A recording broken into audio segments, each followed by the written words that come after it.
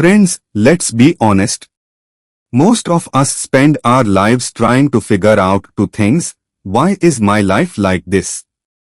And how do I make it better? We look for answers in self-help books, podcasts, or by scrolling through social media. But 2000 years ago, two Jain scholars Acharya Pushpadanta and Acharya Bhutabali compiled a spiritual master code. It's called the Shat-khand-agam.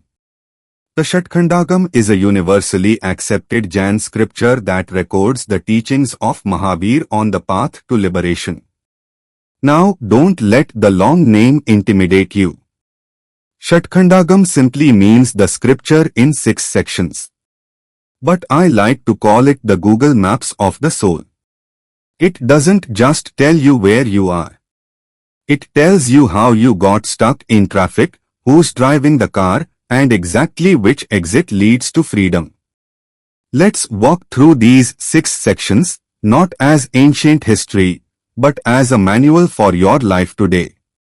First chapter, Jīvasthāna, the soul's ID card. The first section is Jīvasthāna. This is where the scripture classifies every living being. Think of this as the user profile section. It looks at souls and says, are you a 1-sensed plant? Or 2-sensed worm? Or 3-sensed ant? Or 4-sensed bee? Or a 5-sensed human or cow? Where is your consciousness level? If you look for the daily life connection of Jīvasthāna. In the modern world, we are obsessed with comparing our stats. He has more money. She has a better job. They are more famous. Jīvasthāna tells us to stop comparing timelines. Every soul is on a different lap of a very long race. When you see a tiny ant on your desk, or a person you disagree with, remember that is a soul at a different stage of evolution. This realization kills arrogance.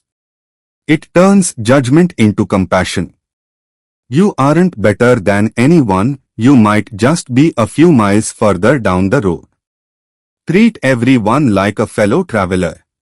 Second chapter. Kṣudrakabandha, the invisible karmic dust. The second section is Kṣudrakabandha, or subtle bondage. We all know that big mistakes, like lying or hurting someone, cause problems. But this section is about the micro-vibrations. It's about that passive-aggressive email you sent. It's about the hidden pride you felt when someone failed.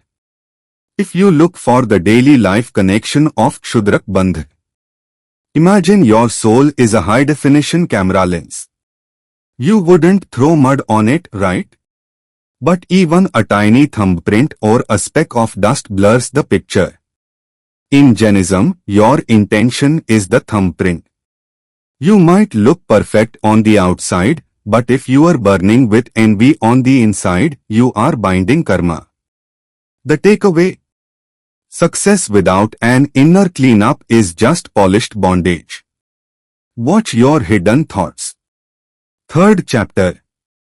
Bandhasvāmītva Who. Who owns your remote control? This third section asks the toughest question in philosophy: who is responsible for your mess?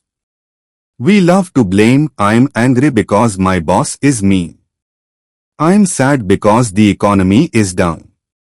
I'm failing because of my luck.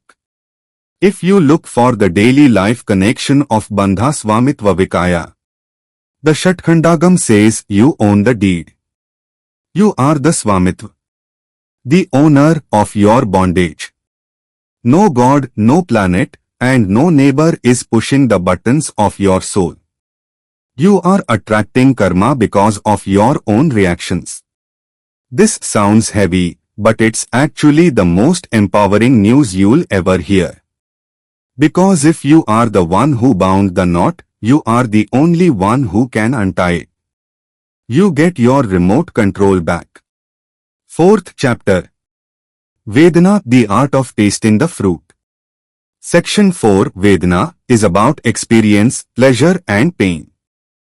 why do two people face the same situation differently? Imagine two people stuck in a 2-hour traffic jam. One is screaming, pounding the steering wheel, and ruining their health. The other is listening to a beautiful piece of music, enjoying the pause. If you look for the daily life connection of Vedanā, the traffic jam is the karma, the reaction is the Vedanā.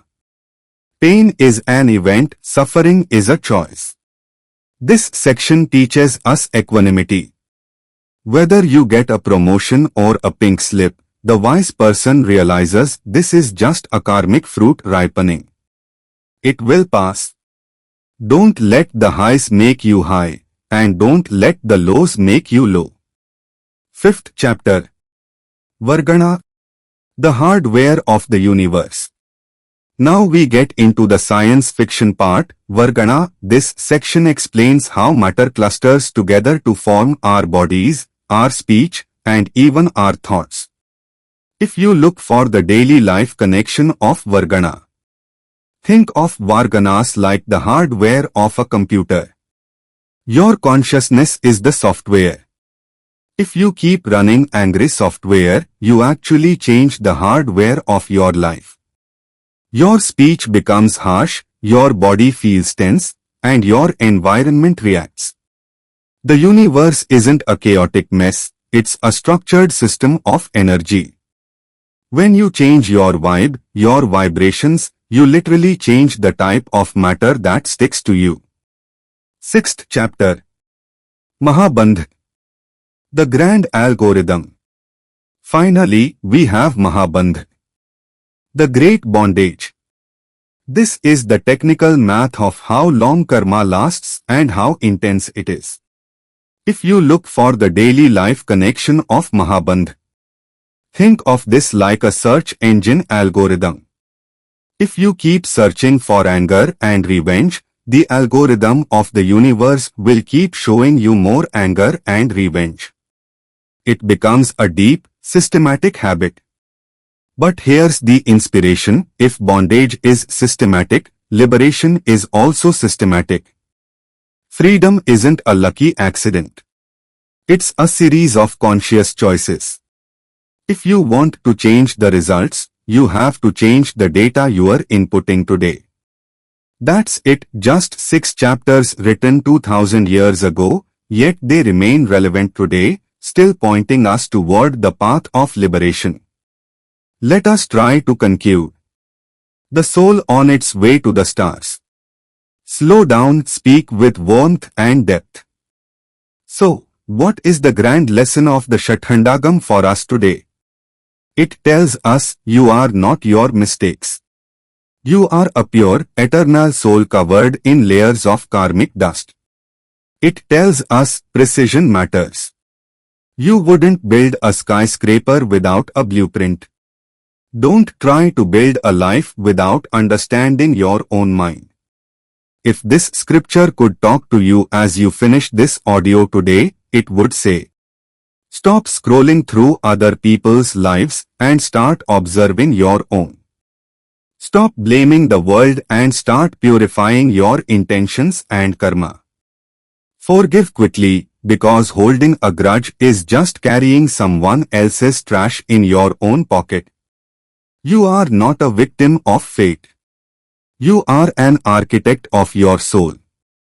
And according to the Shatkhandagam, within you is the potential for infinite knowledge, infinite power, and infinite bliss.